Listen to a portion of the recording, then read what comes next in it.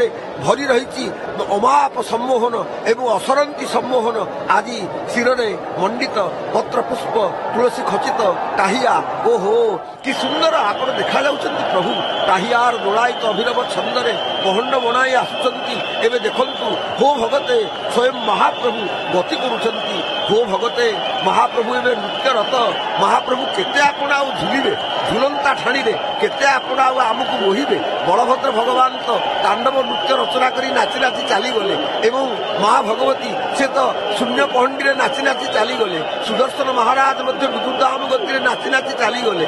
ଆପଣ ଆଉ କେତେ ଝୁଲିବେ ମହାପ୍ରଭୁ? କାହିଁକି ঝুলন্তি রঙ্গে রাই সঙ্গে শ্যাম সুন্দর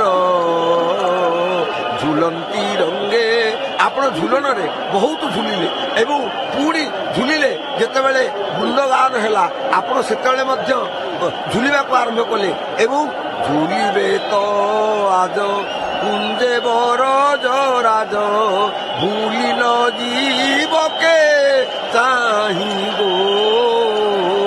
কেতে ঝুলিলে ଆପଣ ଦୋଳବେଦୀରେ ଝୁଲିଲେ, ଝୁଲଣରେ ଝୁଲିଲେ, ପୁଣି ଏଠି ରଥଯାତ୍ରା ଯେତେବେଳେ କଲେ, ଘୋଷଯାତ୍ରା ଯେତେବେଳେ କଲେ, ପତିତ ପାବନ ଯାତ୍ରା ଯେତେବେଳେ କଲେ ମୈତ୍ରୀ ବଡ଼ଦାଣ୍ଡରେ ଆପଣ ମଧ୍ୟ ଝୁଲିଲେ। ଆଗକୁ ଝୁଲିଲେ, ପଛକୁ ଝୁଲିଲେ ଏବଂ ଝୁଲନ୍ତା ଠାଣିରେ ଆପଣ ଗତି କଲେ।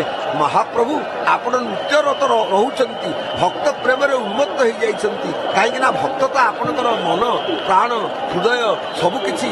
ଆପଣ ବାର ବାର କହିଛନ୍ତି ଭକ୍ତି ଯୋଗରେ ଭଗବତ ଗୀତାରେ, ହେ ଅର୍ଜୁନ